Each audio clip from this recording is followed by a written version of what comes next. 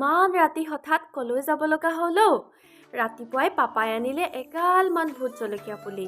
এইবাৰ বোলে ভোট জলকীয়া খেতি কৰিব। ময়ো মোনাৰ পৰা পুলিবোৰ উলিয়াই দিলোঁ। আমাৰ হাতীকাই আহি পুলি ৰুবলৈ লাগি গ'ল। এইফালে পাপাই মাংস কাটি আছে। হঠাৎ খুৰা আহি ওলালহি, হাতত গাখীৰ আৰু কাঠআলু লৈ। মই বোলো অলপ সময় ৰৈ দিয়ক, মাংসটো টেষ্ট কৰি যাব।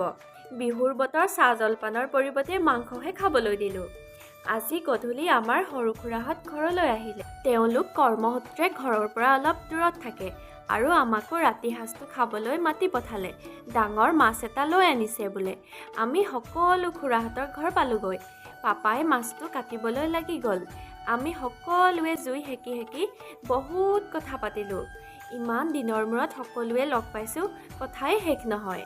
শেষত সকলোৱে মিলি তৃপ্তিৰে এসাঁজ খালোঁ। এনেকৈ লগে ভাগে খোৱাৰ আমেজটোৱে সুকীয়া।